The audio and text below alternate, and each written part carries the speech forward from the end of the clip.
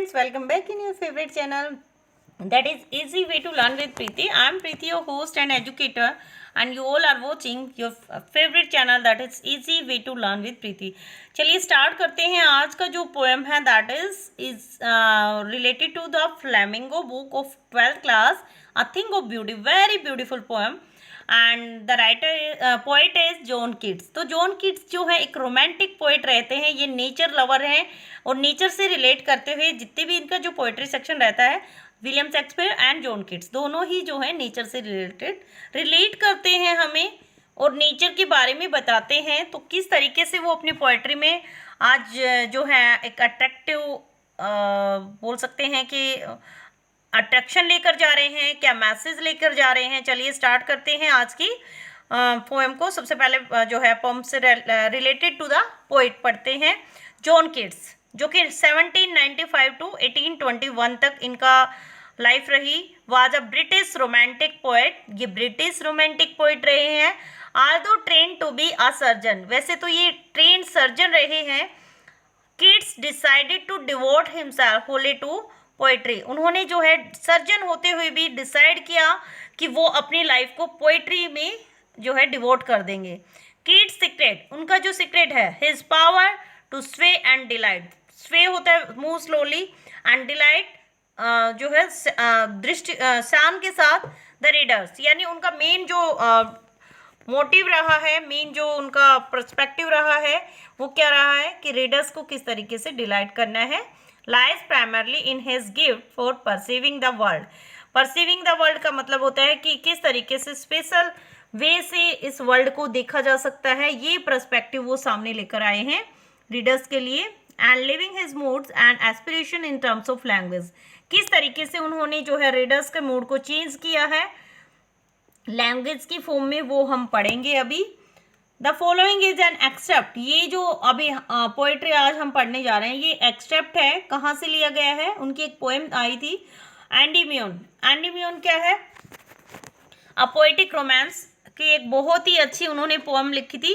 तो उस पोएम में क्या था? A poetic romance. The poem is based on a Greek legend. एक ग्रीक स्टोरी के ऊपर लीजेंड स्टोरी जो थी उस पर बेस्ड थी ये जो पोएम थी. In which Endymion a beautiful young shepherd. Endymion कौन था? एक ब्यूटीफुल यंग शेपर्ड था and poet who lived on mount Latmus. और यहाँ पर जो पोइट थे वो माउंट लैटमस पर रहते थे. Had a vision of Cynthia. Has a vision of Cynthia का मतलब उनके अंदर उन्होंने इमेजिन किया सिंथिया को. सिंथिया क्या था? Moon गोडेस, the moon गोडेस. The enchanted youth resolved to seek her out and so wandered away through the forest and down under the sea. यानी enchanted youth का मतलब होता है ये जो यूथ था, ये जो यंग मैन था, शेफर्ड था, ये इतना ज़्यादा अट्रैक्ट करता है, फैसिनेट करता है अपने आप को. किससे? मून गोडेस से, सिंथिया से. तो सिंथिया को ढूंढता ढूंढता ये कहाँ चला जाता है? ये जंगल जंगल भटकता रहता है, सीज के एरिया में जाता है. इसको मिलती है या नहीं मिलती, that is relate to the story. जो भी पूरी स्टोरी है वो इसी के अराउंड मूव करती है और उसी का एक एक्सट्रैक्ट जो है अ थिंग ऑफ ब्यूटी में आज हम रीड करेंगे. तो before you read, what pleasure does a beautiful thing give us. कौन सी खुशी है जो सुंदर चीज़ें हमें देती हैं. Are beautiful things worth treasuring. क्या सुंदर चीज़ें खजान, उनकी जो कीमत है, वैल्यू है, वो खजाने जितनी है. चलिए, वर्थ ट्रेजरिंग यानी क्या हमें उनको सुरक्षित रखना चाहिए. चलिए स्टार्ट करते हैं. आप thing of beauty is a joy for ever. Is a joy for ever का क्या मतलब होता है कि वो हमेशा ही एक सुंदर चीज़ जो है हमेशा हमें खुशी देती है. फॉर एवर हमेशा के लिए. देखिए इसकी जो राइमिंग स्कीम कैसे बनेगी. राइमिंग स्कीम बनाने के चक्कर में यहाँ पर हमारे जो जॉन कीट्स पोइट हैं उन्होंने इंजैमेंट यूज़ किया है. इंजैमेंट क्या होता है? जब एक लाइन की सेंस दूसरी लाइन में चली जाती है. आप यहाँ पर ध्यान से देख सकते हैं. Thing of beauty is a joy for ever, it's loveliness increases, it will never pass into nothingness but will keep a bower quiet for us and asleep. तो यहाँ पर राइमिंग स्कीम बनाने के चक्कर में उन्होंने वन लाइन के sense को नेक्स्ट लाइन में भेज दिया है। तो हमारी वन लाइन यहाँ के कंप्लीट होते हैं। देखिए, अ thing of beauty is a joy for ever, it's loveliness increases. यहाँ कोमा आया है कि एक सुंदर वस्तु जो है हमेशा ही हमें खुशी देती है, उसकी सुंदरता, इट्स लवलीनेस, उसका प्यारापन, उसकी सुंदरता हमेशा इंक्रीज होती है, कभी भी ख़त्म नहीं होती है। नथिंगनेस का मतलब कभी भी ख़त्म ना होना, बट विल कीप, लेकिन वो हमेशा रखती है। अब बावर क्वाइट, बावर क्वाइट क्या होता है? बिल्कुल शांत, पेड़ों की सैडी जगह को बोलते हैं बावर क्वाइट, यानी पेड़ों की शानदार जगह, छायादार जगह। एंड अस्लीप, और उसके नीचे अगर हम थके हुए हैं, हारे हुए हैं, एंजाइटी है, स्ट्रेस है, तो आप इमेजिन कीजिए कि आपको ऐसी जगह मिल जाए जहाँ पर पेड़ों की छाया है, उसके नीचे क्या गहरी नींद आती है आपको, कितना रिलैक्सेशन मिलता है, बिल्कुल टेंशन फ्री हो जाते हैं आप एक हेल्दी और डीप साउंड स्लीप के साथ सोने के बाद। तो यहाँ पर जो है अब बावर क्वाइट, पेड़ों की छायादार छांव को बोल सकते हैं आप, यहाँ पर मेटाफोर यूज हुआ है। उसके अलावा इंजैममेंट तो मैंने अभी आपको एक्सप्लेन किया है कि वन लाइन की जो है सेंस नेक्स्ट लाइन में कोमा आया है तो वहाँ तक कंप्लीट होती है। Full of sweet dreams and health. तो देखिए, उन पेड़ों की छाया के नीचे, उस बावर स्वीट बावर के नीचे, उस बावर क्वाइट के नीचे जब हम सोते हैं तो हमें सुंदर सुंदर प्यारे प्यारे सपने आते हैं, हमारी हेल्थ भी इम्प्रूव होती है और हमें ब्रीदिंग भी अच्छी आती है कि हमारी जो ब्रीदिंग है वो नॉर्मली इतना अप एंड डाउन रहती है भागम भाग की लाइफ में। तो हमें अगर इस तरीके से कोई अच्छी सी जगह मिल जाए पेड़ों की छाया के नीचे, तो वहाँ पर हमें नींद भी काफ़ी अच्छी आती है और हम हेल्दी भी फील करते हैं, रिलैक्स फील करते हैं और हमारी जो ब्रीदिंग है वो भी क्वाइट शांत हो जाती है, बिल्कुल ठंडी। उसके आगे चलते हैं। Therefore on every morrow, therefore इसीलिए, on every morrow, morrow means the following day बोलते हैं, the next day, are we reading, इसीलिए हम सब अगले दिन क्या करते हैं? रीडिंग होता है बुनना, बनाना, कि हम सब अगले ही दिन बुनते हैं। क्या बुनते हैं? आ फ्लावरी बैंड। आ फ्लावरी बैंड क्या होता है? फूलों की माला, गार्लैंड भी बोल सकते हैं फ्लावरी बैंड को। To bind us to the earth, यहाँ पर देखिए फूलों के थ्रू जो है एग्जाम्पल दिया है ह्यूमन बींग को, कि जैसे ह्यूमन बींग को एक साथ मिल के रहना चाहिए, ऐसे ही हम अगले ही दिन से क्या करते हैं? फूलों का फ्लावरी बैंड बनाते हैं। तो फ्लावरी बैंड जो है यहाँ पर मेटाफोर के रूप में यूज हुआ है। Band, a flowery band to bind, band to bind में बी रिपीटेशन हुआ है तो अल्फाबेट रिपीट हुआ ना, तो एलिट्रेशन आ गया। आज टू द अर्थ, कि वो जो है फूलों की माला हमें अर्थ के साथ क्या करती है? बाउंड करती है, अर्थ के साथ हमें बांध के रखती है, अर्थ के साथ हमारा रिलेशनशिप शो करती है। ओके,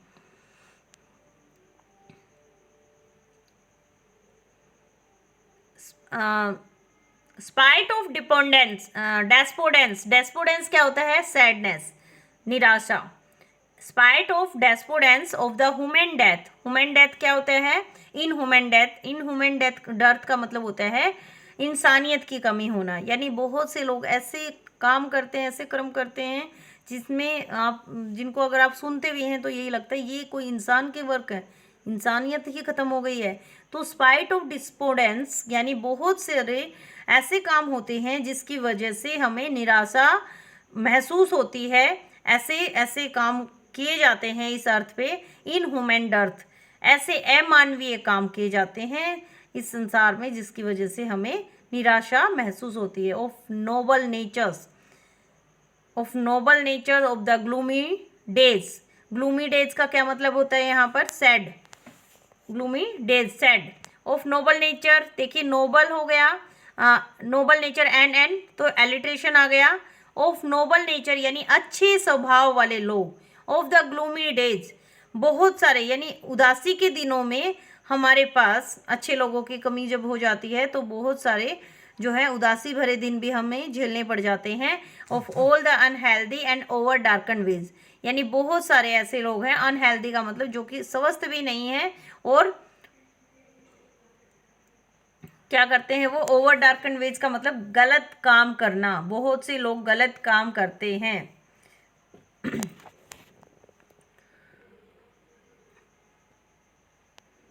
देखिए यहाँ पर ऑफ ऑफ से रिपीट जो है 2 लाइन स्टार्ट होती है, of noble nature of the gloomy days और of all the unhealthy and over darken ways. तो दोनों में ही ऑफ ऑफ रिपीट हुआ है, तो यहाँ पर क्या हो गया, एनाफोरा। जब 2 लाइन सेम लेटर या सेम वर्ड से स्टार्ट होते हैं तो वहाँ पर एनाफोरा होता है कि बहुत से लोग अपने अच्छे कार्यों से आगे बढ़ते हैं, ग्लूमी डेज अपने जो है सैड डेज को दूर कर देते हैं, उनके अच्छे कामों की वजह से उनके दुख दूर हो जाते हैं। Of all the unhealthy and over darken ways, बहुत सारे लोग अपने गलत कामों की वजह से अनहेल्दी फील करते हैं। अनहेल्दी का मतलब होता है अस्वस्थ रहना, यानी अंधेरे रास्तों पे आगे बढ़ना।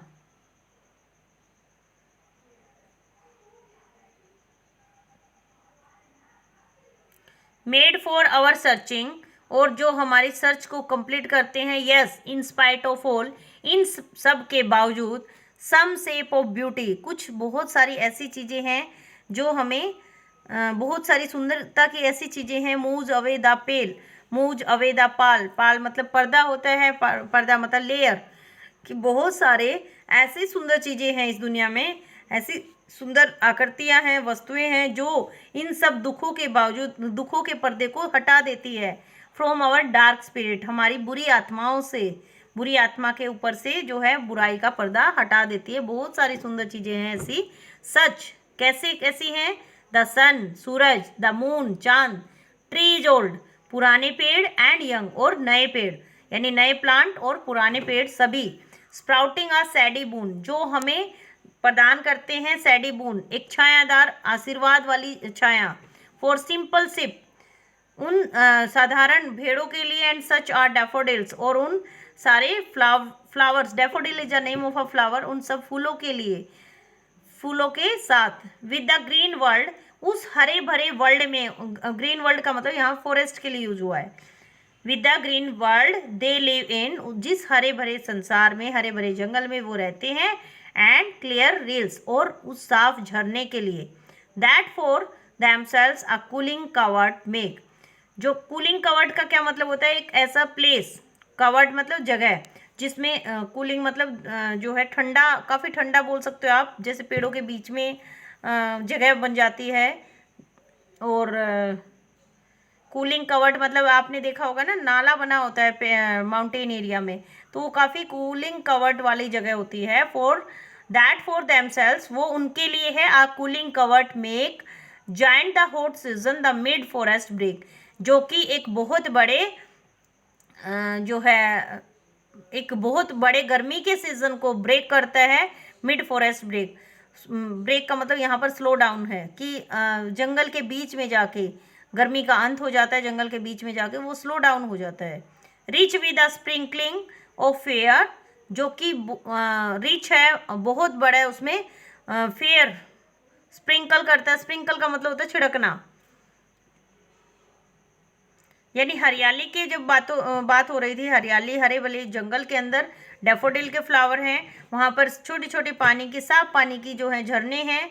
और गर्मी से बचने के लिए बहुत सारे जो हैं वहाँ पर क्या बने हुए हैं, कूलिंग कवर्ड। कूलिंग कवर्ड का मतलब जो ऊपर से कवर होता है ऐसा एरिया, और नीचे ठंडक प्रदान करने वाले जो हैं वहाँ पर जगह बनी हुई है।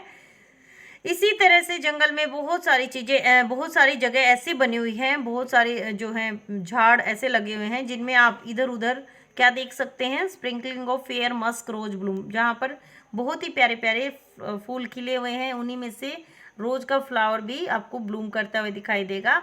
And such too is the grandeur of the dooms, देखिए ग्रैंड्योर माला होती है, डूम मतलब डेथ, यानी आपको इसी तरह से उन जो है ग्रैंडियर ऑफ द डूम का मतलब यहाँ पर है कि आपको मौत के बाद, जो मौत के बाद कहते हैं कि शांति मिल जाती है इंसान को, तो मौत के बाद की शांति, भव्य स्वागत किया जाता है ना मौत के बाद बहुत से लोगों का, तो उस शांति को आपको रियलाइज करवाते हैं ग्रैंडियर ऑफ द डूम, कि मौत के बाद ही शांति मिलती है। तो उसकी आप कल्पना कर सकते हैं। We have imagine for the mighty dead, हम उन लोगों की भी कल्पना कर सकते हैं, उन लोगों के शक्तिशाली कामों की कल्पना कर सकते हैं जिन्होंने जो है अपनी लाइफ को सेक्रीफाइस कर दिया अच्छे कामों के लिए।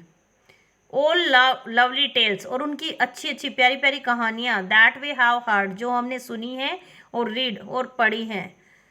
And endless fountain of immortal drink, endless का मतलब जिसका कभी भी अंत न हो, इमोर्टल अमृत होता है, इमोर्टल ड्रिंक यानी अमृत, तो ऐसा अमृत का पान करवाना। वहाँ पर ऐसे अमृत के फाउंटेन हैं जो कभी भी ख़त्म नहीं होते हैं।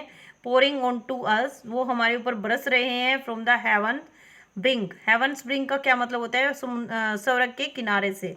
किस हमें ऐसा फील होता है, जॉन कीट्स कहते हैं कि हमें ऐसा रियलाइज होता है कि स्वर्ग के किनारे से ऊपर से हमारे ऊपर जो है इमोर्टल ड्रिंक यानी अमृत का जो है अमृत जो है हमारे ऊपर क्या हो रहा है, पोरिंग किया जाता है, हमारे ऊपर बरसाया जा रहा है। सो यहाँ पर जो है मैं बता देती हूँ आपको फिर से फिगर ऑफ स्पीच कौन कौन सा यूज हुआ है। नोबल नेचर मैंने बताया था, नोबल नेचर में एन रिपीटेशन एलिट्रेशन हो गया। ऑफ ऑफ 2 बार आया है, तो वहाँ पर आ गया हमारा एनाफोरा। उसके अलावा देखिए trees old and young, trees old and young यानी ओल्ड भी हैं और यंग भी हैं, तो एक साथ इस तरीके से मैंने बताया, या तो ऑक्सीमोरन होता है जिसमें 2 अपोजिट वर्ड आते हैं, या अगर उनके बीच में कुछ और वर्ड आ जाते हैं तो वो एंटीथेसिस बोल सकते हैं आप। ठीक है, ओल्ड एंड यंग एंटीथेसिस। सैडी बून, सैडी बून में मेटाफोर हो गया, छाया रूपी आशीर्वाद। उसके अलावा ग्रीन वर्ल्ड, ग्रीन वर्ल्ड देखिए विद द ग्रीन वर्ल्ड का क्या मतलब है? Green world is used here for forest, तो इमेजरी, इमेजरी हो गया। कूलिंग कवर्ड, सी सी एलिट्रेशन। उसके बाद आते हैं हमारा देखिए ग्रैंड्योर ऑफ द डूम्स, यानी मौत के बाद जो भव्य स्वागत किया जाता है उसके लिए क्या शांति मिलती है उसमें, इसको भी हम इमेजिन ही कर सकते हैं, तो इमेजरी, इमेजरी। उसके बाद नेक्स्ट लाइन आती है we have imagine for the mighty dead, mighty dead यानी शक्तिशाली, डिड मतलब यहाँ पर जो है कार्य होता है, तो मरने के बाद जो माइटी डिड मतलब मर जाना, तो जो शक्तिशाली है और मर गया है, तो ऑक्सीमोरन अपोजिट हो गया ना, ऑक्सीमोरन। उसके बाद आता है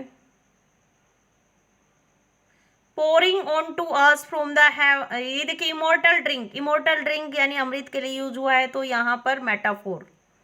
उसके बाद pouring on to us from the heavens brink, कि स्वर्ग से जो है हमारे ऊपर ये पोर किया जाता है, बरसाया जाता है, इट इज़ इमेजरी।